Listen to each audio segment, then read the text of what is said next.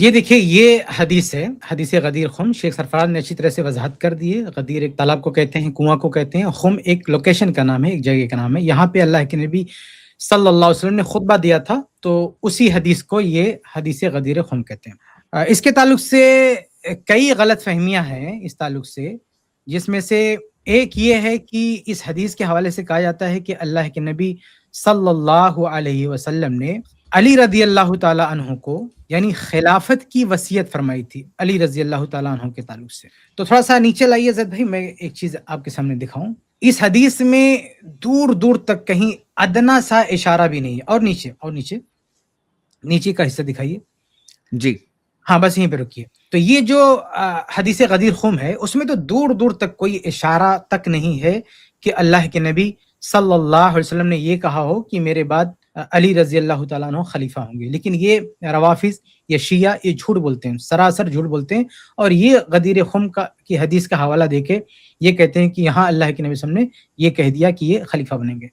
آپ ذرا غور فرمائیں کہ ابو بکر صدیق رضی اللہ تعالیٰ عنہ کو جب خلیفہ بنایا گیا اس موقع سے نزاع کو ختم کیا گیا یہ کہہ کر کہ الائمۃ من قریش.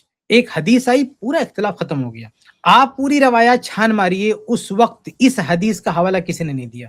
اگر ایسی کوئی بات ہوتی، جبکہ اس حدیث میں اس خطبے کے موقع پر بہت سارے صحابہ کرام موجود تھے، حتیٰ کہ اہل بیت بھی موجود تھے، لیکن کسی نے یہ حوالہ نہیں دیا کہ اللہ کے نبی صلی اللہ علیہ وسلم نے تو علی رضی اللہ تعالیٰ عنہ کو وصیت کر دیا. بلکہ ابو بکر صدیق رضی اللہ تعالیٰ عنہ کے تعلق سے اس سے کہیں زیادہ واضح اشارات، بلکہ بعض روایتوں میں بہت ہی کلیئر طور پر یہ کہا گیا اللہ کے نبی صلی اللہ علیہ وسلم کی طرف سے کہ لاؤ ابو بکر، جیسے مسلم کی روایت سے پہلے ہم اسٹری میں پیش کر چکے ہیں کہ کہا کہ لاؤ میں لکھ دیتا ہوں، لیکن پھر کہا جانے دو. اللہ کے رسول نے نہیں لکھا، اور کہا کہ اللہ پیشین گوئی کیا. اللہ کے نبی نے پیشین گوئی کیا. کیا پیشین گوئی کیا؟ مسلم وغیرہ کی روایت ہے کہ اللہ اور مومنین ابو بکر رضی اللہ تعالیٰ عنہ کے علاوہ کسی اور کو چن ہی نہیں سکتے. جس کو حدیث قرطاس یہ لوگ بولتے ہیں نا، حدیث قرطاس، جس کا حوالہ دیتے کہ اللہ کے رسول نے آخری وقت میں لکھنا چاہا تھا. ٹھیک ہے، اچھا یہ بھی تو غور کیجئے، یہ عجیب سا تضاد ہے. حدیث قرطاس پیش کرتے ہیں، کہتے ہیں کہ اس میں اللہ کے رسول لکھنا چاہتے ہیں. ارے بھائی، جب یہیں پہ سب کچھ کلیئر ہو گیا تھا حدیث غدیر خم میں، تو وہاں لکھنے کی کیا ضرورت تھی؟ اگر یہ کلیئر ہو گیا تھا علی رضی اللہ عنہ کو خلافت دینا ہے، تو پھر حدیث قرطاس کا حوالہ دے کے کیوں روتے ہو بھائی؟ کیوں ماتم کرتے ہو کہ ابو بکر صدیق کی عمر رضی اللہ تعالیٰ عنہ نے نہ روکا ہوتا تو علی رضی اللہ عنہ کا نام لکھ دیتے؟ وہاں تو آپ ماتم کرتے ہو، پھر یہاں کہہ دیتے ہو کہہ دیا آلریڈی. تو ابو بکر صدیق رضی اللہ تعالیٰ عنہ کے انتخاب کے وقت کسی نے اس حدیث کا حوالہ نہیں دیا. دوسری بات یہ ہے میرے بھائیوں کہ ذرا یہ صحیح بخاری کی حدیث دیکھیے، حدیث نمبر 4447. اس میں اللہ کے نبی صلی اللہ علیہ وسلم جب مرض الوفات میں تھے، اس دنیا سے جس بیماری میں رخصت ہونے کا اندیشہ تھا، تو اہل البیت میں سے کون ہے؟ عباس رضی اللہ تعالیٰ. عباس رضی اللہ تعالیٰ عنہ کیا کہتے ہیں؟ کہتے ہیں علی رضی اللہ تعالیٰ عنہ سے کہ اذهب بنا الى رسول اللہ صلی اللہ علیہ وسلم، کہ آپ چلیں ہمارے ساتھ اللہ کے نبی صلی اللہ علیہ وسلم کے پاس. تو فلنسألنہ فی من ھذا الامر، ہم اللہ کے نبی صلی اللہ علیہ وسلم سے پوچھیں گے کہ بھائی یہ جو حکومت کا معاملہ ہے یہ کس کے حوالے رہے گا، یعنی ہمارے بعد جو ہے آپ صلی اللہ علیہ وسلم کے بعد کون اس کا جو ہے ذمہ دار ہوگا. ان کانا فینا علمنا ذالک.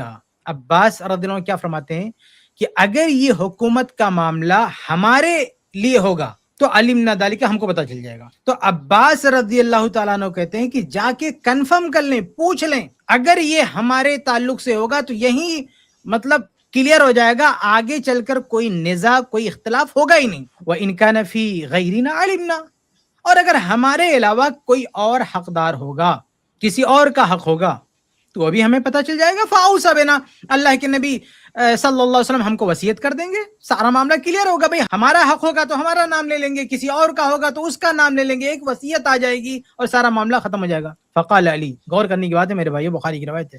علی رضی اللہ تعالیٰ عنہ کیا فرماتے ہیں؟ علی رضی اللہ فرماتے ہیں، اللہ کی قسم کھا کے، علی رضی اللہ فرماتے ہیں کہ انا واللہ، اللہ کی قسم کھا کے کہتے ہیں کہ اللہ کی قسم، لئن سألناها رسول اللہ صلی اللہ علیہ وسلم، اللہ کی قسم اگر ہم نے اللہ کے نبی صلی اللہ علیہ وسلم سے یہ مانگ لیا، یعنی یہ مطالبہ کیا، یہ حق مانگا کہ آپ کے بعد ہمیں حکومت ملنی چاہیے، فمنعناها، اور کہیں اللہ کے رسول نے ہم کو منع کر دیا، کہیں اللہ کے رسول نے ہم کو منع کر دیا، لا یعطینہا الناس بعدہ، تو یہ لوگ یعنی یہ امت پھر ہمیں کبھی بھی کوئی عہدہ نہیں دے سکتی، کبھی بھی ہمیں یہ خلافت نہیں دے سکتی۔ ذرا غور فرمائیں، علی رضا فرماتے ہیں کہ اگر ہم نے مطالبہ کیا اور نبی نے منع کیا تو یہ امت کبھی بھی ہمیں خلیفہ تسلیم نہیں کرے گی۔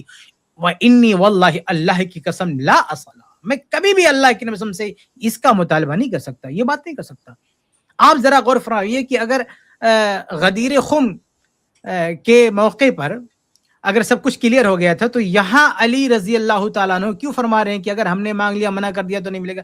یعنی علی رضی اللہ عنہ اور عباس رضی اللہ عنہ کی دونوں کی جو گفتگو ہے، یہ گفتگو بتا رہی ہے کہ حدیث غدیر خم میں ایسی کوئی وصیت نہیں کی اللہ کے نبی صلی اللہ علیہ وسلم نے، بہت بنیادی کیونکہ یہاں کہہ رہے ہیں عباس فاوصى بنا، جا کے پوچھو تو وصیت ملے گی، اس کا مطلب اس سے پہلے کوئی وصیت نہیں بنی ہوئی ہے۔ تو یہ صحیح بخاری کی حدیث بہت ہی واضح دلیل ہے کہ ایسی کوئی چیز نہیں ہے۔ اس کے اور باقی بہت ساری روایتیں دیکھیں کہ اللہ کے نبی صلی اللہ علیہ وسلم نے کس کی طرف اشارہ کیا، شیخ سرفراز نے جو ہے اس کو بیان فرمایا۔ بلکہ ابن حجر رحمہ اللہ نے دیکھیے ایک روایت نکل کی فتح الباری میں اور کہا ہے کہ اس کی سند جید ہے۔ میں نے پوری روایت تو نہیں دیکھی، واللہ عالم پوری سند، لیکن فتح الباری میں ابن حجر رحمہ اللہ فرماتے ہیں کہ اس کی سند جید ہے۔ اور اس روایت کے اخیر میں کیا ہے کہ علی رضی اللہ عنہ فرماتے تھے یا لیتنی اطعت عباسا، یا لیتنی اطعت عباسا۔ علی رضی اللہ عنہ کہتے ہیں کہ کاش کی میں نے عباس رضی اللہ عنہ کی بات مان لی ہوتی اور جا کے اللہ کے رسول سے پوچھ لیا ہوتا، اللہ کے رسول سے پوچھ لیا ہوتا تو یہ بات جو ہے کنفرم ہو جاتی۔ لیکن علی رضی اللہ عنہ یہ نہیں کہہ رہے ہیں کہ ہم نے پوچھ لیا تھا، ہمارے تعلق سے کہہ دیا گیا۔ بھائی اگر علی رضی اللہ عنہ کے تعلق سے بات کنفرم ہو گئی تھی، وصیت آ گئی تھی، تو یہ کس چیز کی تمنا کر رہے ہیں؟ یا لیتنی اطعت عباسا، کاش میں عباس رضی اللہ عنہ کی اطاعت کر لیا ہوتا، ان کی بات مان لیا ہوتا، اللہ کے رسول سے جا کے کنفرم کر لیا ہوتا۔ تو ایسی کوئی چیز نہیں ہے۔ تو خلاصہ یہ ہے کہ اس حدیث کا حوالہ دے کر جو سب سے بڑا جو مغالطہ اور سب سے بڑا جو جھوٹ اور سب سے بڑا جو گپ ہانکا جاتا ہے وہ یہ کہ اللہ کے نبی صلی اللہ علیہ وسلم نے وصیت کر دی تھی کہ وہ خلیفہ بنیں گے، یہ سراسر جھوٹ ہے، ایسی کوئی بات اس حدیث میں نہیں۔ اچھا، اس حدیث غدیر خم میں ایک دوسری جو غلط فہمی ہے وہ یہ کہ اس میں اللہ کے نبی صلی اللہ علیہ وسلم نے کتاب اللہ سے تمسک کا حکم دیا۔ روایت کے الفاظ کیا ہیں؟ اللہ کے نبی فرماتے ہیں کتاب اللہ فیہ الہدی والنور فخذوا بکتاب اللہ واستمسکوا بہ، واستمسکوا بہ۔ تو اللہ کے رسول نے کہا کہ یہ کتاب اللہ ہے، اللہ کی کتاب، اس میں ہدایت ہے، نور ہے، اسے پکڑو اور اس سے تمسک اختیار کرو، یعنی اس کی اتباع کرو۔ واستمسکوا بہ، استمساک بکتاب اللہ کا حکم دیا ہے۔ لیکن جب آگے اہل البیت کا ذکر ہوا تو کیا کہا؟ ثم قال واہل بیتی اذکرکم اللہ فی اہل بیتی، اس کو 3 بار کہا کہ اہل بیت کے بارے میں اللہ کا واسطہ دیتا ہوں، یعنی اللہ تعالیٰ کا خوف دلاتا ہوں، یعنی اللہ کے واسطے اہل بیت کا خیال رکھنا، اہل بیت کا خیال، یعنی ان کے حقوق کی نگہداشت کا، ان کے حقوق کی رعایت کی تاکید کی ہے۔ یہاں یہ نہیں کہا کہ اہل بیت کی پیروی کرنا، نہ، کتاب اللہ کی پیروی کرنے کا حکم دیا، اس میں حدیث بھی شامل ہے، کیونکہ کتاب اللہ سنت رسول پر عمل کا بھی حکم دیتا ہے، تو اس میں تو دونوں شامل ہے، قرآن حدیث دونوں شامل ہے۔ یہاں پہ جو کہا اہل البیت کے بارے میں، یہ نہیں کہا کہ اہل بیت کی پیروی کرنا، ان کی اتباع کرنا، نہیں، ان کے حقوق کی بات کی، ان کا جو حق ہے، ان کے جو حقوق ہیں، ان کا خیال رکھنا، اس کا بیک گراؤنڈ کیا ہے، پس منظر کیا ہے، شیخ سرفراز نے اس کو اچھی طرح سے واضح کر دیا۔ ہم آگے بڑھتے ہیں۔ اس حدیث کو لے کر ایک تیسری بہت بڑی غلط فہمی جو پھیلائی جاتی ہے وہ یہ کہ زید بن ارقم رضی اللہ تعالی عنہ نے کیا کہا اس حدیث کے آخر میں۔ زید بھائی ذرا اوپر کا حصہ دکھائیے حدیث کا، جو فرسٹ میں پیج کی شروعات میں جو حدیث ہے، بالکل، ہاں یہ دیکھیے لاسٹ کا حصہ کیا ہے۔ اس میں آخر میں یہ روایت بیان کر رہا ہے زید بن ارقم، یہ صحابی رسول ہے، زید بن ارقم رضی اللہ تعالیٰ عنہ یہ حدیث بیان فرما رہے ہیں۔ حدیث کے آخر میں کیا ہے؟ حدیث کے آخر میں جب یہ کہا کہ اہل بیت کے حقوق کی رعایت کا حکم دیتا ہوں، یعنی ان کے خیال رکھنا، کہ اس فرمان میں سب سے پہلے ازواج مطہرہ شامل ہیں، اللہ کے نبی صلی اللہ علیہ وسلم کی بیویاں، ہم سب کی مائیں اس میں شامل ہیں۔ لیکن مسئلہ کیا دیکھیں روایت کے آخر میں کیا ہے کہ حدیث کے جو راوی ہیں زید بن ارقم رضی اللہ عنہ، ان سے سوال ہوتا ہے، کیونکہ جب یہ ذکر کیا گیا نا کہ اہل بیت کے حقوق کی رعایت کرنا، تو سوال ہوا، کیا سوال ہوا؟ کہا کہ من اہل بیتی، من اہل بیتی، اہل بیت کون ہے؟ یا زید الیس نساؤہ من اہل بیتی، کیا آپ صلی اللہ علیہ وسلم کی بیویاں اہل بیت میں سے نہیں ہیں؟ قال نساؤہ من اہل بیتی، زید رضی اللہ تعالیٰ عنہ نے کہا کہ ہاں آپ صلی اللہ علیہ وسلم کی بیویاں آپ کے گھر والے ہیں، ولیکن اہل بیتی، لیکن اصل اہل بیت کون ہے؟ فرماتے ہیں کہ اصل اہل بیت وہ ہیں جن پر صدقہ حرام ہو۔ اصل اہل بیت کون ہے؟ جن پر صدقہ حرام ہو، جن پر صدقہ حرام ہو۔ قال من ہم، یعنی آپ دیکھیں کہ اہل گھر والا تو مانا ہے، لیکن جو ریئل اہل بیت ہیں زید بن ارقم رضی اللہ تعالیٰ عنہ نے اس میں ازواج مطہرات کو شامل نہیں کیا۔ ٹھیک ہے، پھر سوال ہوتا من ہوں، اچھا وہ کون ہے؟ یعنی جو ریئل اہل بیت ہے، اصل اہل بیت ہیں، وہ کون ہے؟ قال ہم آل علی و آل عقیل و آل جعفر و آل عباس، کہا کہ وہ 4 فیملی ہے، آل علی، آل عقیل، آل جعفر، آل عباس۔ زید رضی اللہ تعالیٰ عنہ نے، زید بن ارقم رضی اللہ تعالیٰ عنہ نے یہ 4 فیملی کا نام لیا کہ یہ چاروں کیا ہے؟ یہ اہل بیت ہیں۔ ان 4 فیملی کا نام لیا کہ یہ چاروں کیا ہیں؟ اہل بیت ہیں۔ اور آگے کیا کہا؟ کل ہؤلاء حرم صدقہ، یہ سب وہ لوگ ہیں جن پر صدقہ حرام ہے۔ اچھا ان سے پوچھا گیا کیا ان سب پہ صدقہ حرام ہے؟ کیونکہ انہوں نے شروعات کیا کیا، بنیاد کیا بنایا؟ اہل بیت کی، ریئل اہل بیت کی جو لسٹ دی اس کی بنیاد یہ بنائی کہ اصل اہل بیت وہ ہیں جن پر صدقہ حرام ہے۔ زید بن ارقم رضی اللہ عنہ کا موقف کیا تھا کہ اصل اہل البیت وہ ہیں جن پہ صدقہ حرام ہے، اور ازواج مطہرات پر صدقہ حرام نہیں ہے، اس لیے وہ اصل اہل بیت نہیں۔ تو کہا، ان سے سوال ہوا کہ کل ہؤلاء حرم صدقہ، کیا یہ جو 4 فیملی کا نام لیا گیا کہ چاروں کے چاروں پر صدقہ حرام ہے؟ قال نعم، کہا ہاں۔ اس حدیث کا آخری ٹکڑا یہ علی مرزا جھوم جھوم کے پیش کرتا ہے اور وہ سب کو بیوقوف بناتا ہے صحیح مسلم کی حدیث پیش کر کے، یہ کہ ازواج مطہرات اہل البیت نہیں ہے۔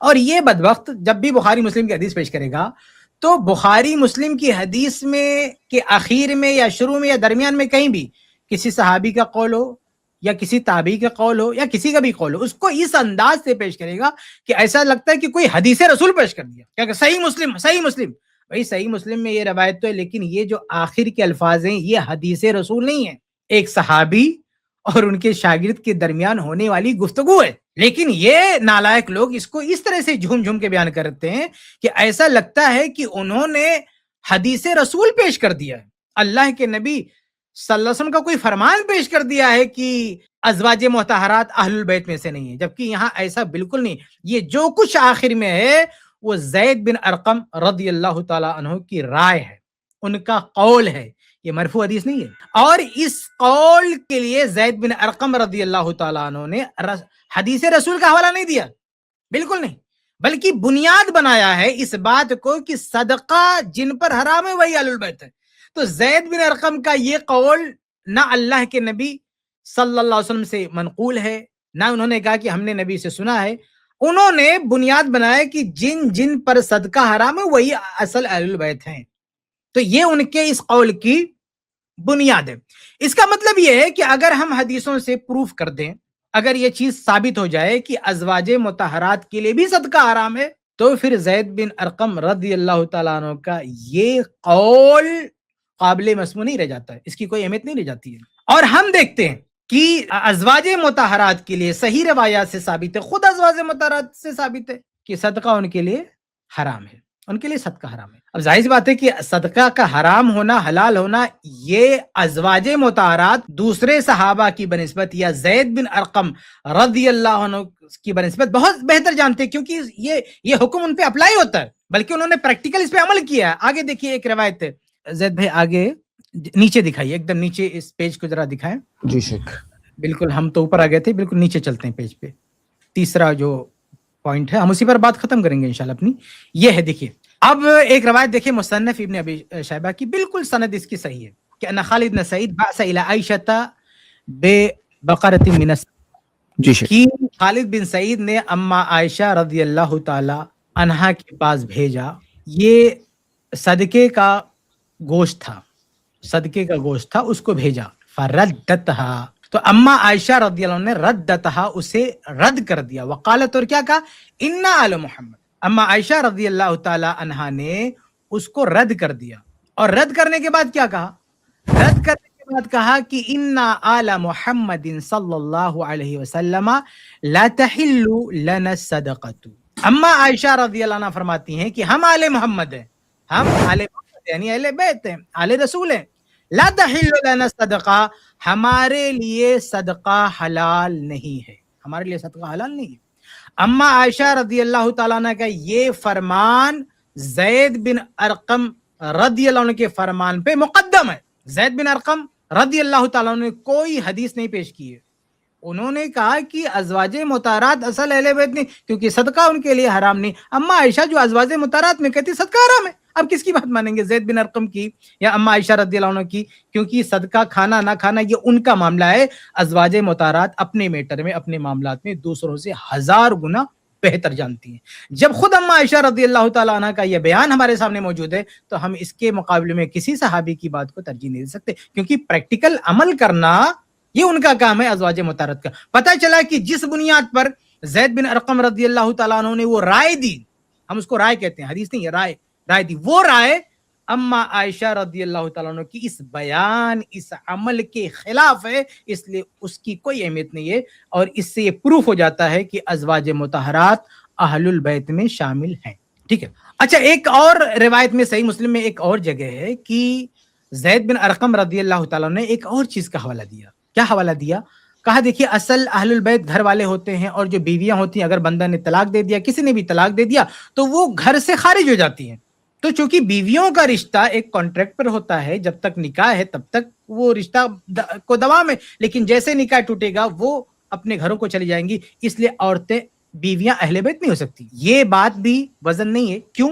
اس لیے کہ ازواج مطہرات پر یہ معاملہ اپلائی نہیں ہوتا ہے. ازواج مطہرات رضی اللہ عنہن یہ اللہ کے رسول کی دائمی بیویاں ہیں، اللہ کے رسول کی بیویاں ہیں، اور امہات المومنین ہیں، یعنی دنیا میں بھی بیویاں ہیں اور جنت میں بھی بیویاں ہیں. اور اللہ کے رسول کی وفات کے بعد کوئی ازواج مطہرات سے شادی نہیں کر سکتا. وہ اہم بیویوں جیسے نہیں ہے کہ وفات کے بعد، عدت کے بعد کوئی شادی کر لے، نہیں، وہ ہم سب کی ماں ہے. اس لیے زید بن ارقم رضی اللہ تعالی عنہ کا دوسری خواتین پر ازواج مطہرات کو قیاس کرنا، یہ قیاس مال فارغ ہے، یہ قابل مسموع نہیں ہے، اور یہ کوئی حدیث رسول نہیں، ان کا قیاس ہے، اس لیے یہ بھی درست نہیں ہے. اما عائشہ رضی اللہ تعالی عنہا کا صدقہ نہ کھانا اس بات کی بہت واضح دلیل ہے کہ ازواج مطہرات اہل البیت میں شامل ہے. اچھا، ایک اور چیز میں دکھاتا ہوں اسی حدیث میں. زید بھائی ذرا اوپر چلیں، جو حدیث ہم نے پیش کیا تو اس میں ایک اور چیز دکھاتا ہوں کہ اہل البیت کی کون سی لسٹ پیش کی ہے زید بن ارقم رضی اللہ تعالیٰ نے. یہاں دیکھیں انہوں نے 4 فیملی کا نام لیا ہے، آل علی، آل عقیل، آل جعفر، آل عباس، صرف 4. جبکہ دنیا جانتی ہے کہ صرف 4 فیملی اہل البیت میں سے نہیں، ایک 5ویں فیملی بھی ہے، آل الحارث. آل الحارث بھی اہل بیت میں سے. اور یہ علی مرزا جیسے لوگ جھوم جھوم کی حدیث پڑھتے ہیں کہ دیکھو ازواج مطہرات کو یہاں نہیں بیان کیا، یہ نہیں بتاتے کہ آل الحارث کو بیان نہیں کیا. ہمت ہے تو کہہ دو کہ آل الحارث بھی اہل البیت میں سے نہیں ہے. زید بن ارقم رضی اللہ تعالیٰ عنہ کو جیسے غلط فہمی ہوئی ازواج مطہرات کے تعلق سے، ان کو لگا کہ شاید ان کے لیے صدقہ حلال ہے، اس لیے وہ اہل البیت میں سے نہیں. ایسے آل الحارث کو بھی انہوں نے خارج کر دیا اہل بیت سے. ان کے تعلق سے بھی شاید ان کو یہ غلط فہمی لاحق ہوئی کہ ان کے لیے بھی صدقہ حلال ہے، اس لیے وہ بھی اہل البیت میں سے نہیں. حالانکہ صحیح مسلم کی روایت ہے کہ آل الحارث کے لیے بھی صدقہ حرام ہے، وہ بھی اہل البیت ہے. بہت ہی واضح حدیث ہے. نیچے اتاریے پیج کو زید بھائی، وہاں میں آپ کو حدیث دکھاتا ہوں صحیح مسلم کی، جہاں آل الحارث کو بھی اہل البیت اللہ کے رسول نے خود کہا. یہ دیکھیں صحیح مسلم کی حدیث ہے، حدیث نمبر 1072. اس میں کیا ہے کہ ربیعہ بن حارث نے اور عباس بن عبد المطلب، یہ سب اہل بیت میں سے ہیں. ان لوگوں نے کس سے کہا؟ عبد المطلب بن ربیعہ سے کہا جو آل حارث میں سے ہیں، اور فضل بن عباس سے کہا. ان سے کیا کہا کہ اتنا رسول اللہ صلی اللہ علیہ وسلم، کہ اللہ کے رسول صلی اللہ علیہ وسلم کے پاس آپ آئیے. کیا کہا؟ اب دیکھیے اس میں آل عباس میں سے ایک ہے اور ایک آل حارث میں سے، 2 لوگوں سے کہا جا رہا، 2 لوگوں سے. کیا کہا؟ اتیا تسنیہ کسے گا، اور تم دونوں، کون دونوں؟ عبد المطلب بن ربیعہ جو آل الحارث میں سے ہیں، اور فضل بن عباس جو آل عباس میں سے. آل عباس کو مینشن کر دیا ہے، آل عباس کو اہل البیت میں سے مانا ہے زید بن ارقم رضی اللہ تعالیٰ نے، لیکن آل حارث کو نہیں مانا ہے. لیکن یہ حدیث دیکھیے صحیح مسلم کی حدیث ہے. اس میں ہم کو کیا ملتا ہے؟ جب عبد المطلب بن ربیعہ اور فضل بن عباس سے کہا گیا کہ اللہ کے رسول کے پاس جاؤ، اور لمبی حدیث ہے، صحیح مسلم میں جا کے دیکھ لیجیے. اور اس کی حدیث میں آخر میں کیا ہے؟ ثم قال لنا، اللہ کے نبی صلی اللہ علیہ وسلم سے جا کے انہوں نے مطالبہ کیا تو اللہ کے وسلم نے کیا جواب دیا؟ ثم قال لنا، اللہ کے وسلم نے ہم سے کہا، ان هذه الصدقات انما هي اوساخ الناس، کہا یہ جو صدقات ہیں، یہ جو زکوٰۃ ہے، یہ لوگوں کا میل کچیل ہے. وَإِنَّهَا لَا تَحِلُّ لِمُحَمَّدٍ، یہ محمد صلی اللہ علیہ وسلم کے لیے حلال نہیں، وَلَا لِآلِ محمد، اور نہ یہ آل محمد کے لیے حلال ہے. یا آل محمد کس کو بول رہے ہیں؟ دو لوگوں کو، آل عباس اور آل حارث. یہ دو لوگ جا کے مطالبہ کر رہے ہیں صدقات کے معاملے میں. اللہ کے رسول دونوں میں سے کسی کو صدقات حلال نہیں کر رہے ہیں، کہتے ہیں حرام ہے تمہارے لیے، یہ تو میل کچیل ہے. دونوں سے کہہ رہے ہیں، اللہ کے رسول دونوں سے کہہ رہے ہیں. پوری روایت صحیح مسلم میں بہت لمبی روایت ہے، یہاں میں نے صرف چند الفاظ کوٹ کیے ہیں، جا کے دیکھ لیجیے. یہ حدیث بہت ہی واضح صحیح سری حدیث ہے کہ آل الحارث بھی کیا ہے؟ اہل البیت ہیں. لیکن آپ ذرا اوپر کی حدیث پڑھ کے دیکھ لیجیے، آل الحارث کو گنا نہیں گنا. زید بھائی ایک بار اور دکھاتے پھر بات ختم کرتے ہیں. اوپر کا جو متن ہے حدیث کا اصل، اس کو ہم ایک بار اور دیکھتے ہیں. اس میں آپ جا کے دیکھ لیجیے، صرف 4 لوگوں کا ذکر ہے، آل علی، آل عقیل، آل جعفر، آل عباس. آل عباس آل حارث نہیں ہے، حالانکہ آل حارث بھی اہل البیت میں سے ہیں.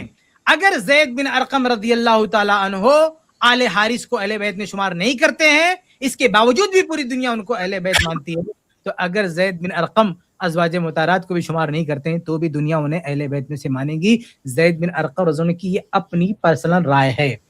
جس طرح کی ان کی رائے آل حارث کے بارے میں قابل قبول نہیں ہے، ایسے ہی ان کی رائے ازواج مطہرات کے بارے میں بھی قابل قبول نہیں ہے. تو یہ جو حدیث غدیر خم ہے، اس کے تعلق سے یہ جو 3 بڑی بڑی غلط فہمیاں تھیں، ان کا ہم نے ازالہ پیش کیا. پہلی غلط فہمی یہ تھی کہ اس میں علی رضی اللہ عنہ کو خلافت نامزد کیا گیا، اس کا ازالہ کیا گیا. شیخ سرفاد نے بھی ایک اچھی تشریح پیش کی ہے. دوسری غلط فہمی یہ کہ اس میں قرآن اور اہل بیت کی پیروی کا حکم دیا گیا، یہ اس کا بھی ازالہ کیا گیا کہ نہیں، اہل بیت کی حقوق کی رعایت کی بات ہے. اور تیسری غلط فہمی کہ اس حدیث کی بنیاد پر ازواج مطہرات کو اہل بیت سے جو خارج کیا جاتا ہے، خاص طور سے علی مرزا اس کو بہت بڑا چڑھا کے پیش کرتا ہے، اس کا ہم نے جواب دیا کہ نہیں، یہ حدیث اللہ کے نبی کا فرمان نہیں ہے، زید بن ارقم رضی اللہ عنہ کی رائے، وہ رائے ٹکرا رہی ہے اما عائشہ رضی اللہ عنہ کے قول سے، ان کے عمل سے، اس لیے ان کی رائے جو ہے قابل قبول نہیں ہے. اور دوسری بات ہم نے ایک اور مثال میں پیش کر دیا کہ زید بن ارقم رضی اللہ عنہ سے ایک چوک یہ بھی ہوئی کہ انہوں نے آل الحارث کو بھی آل البیت نہیں مانا، حالانکہ صحیح مسلم میں حدیث موجود ہے کہ وہ بھی آل البیت ہے. ان کے بارے میں اگر ان کی رائے غلط ہو سکتی ہے، ان سے چوک ہو سکتی ہے،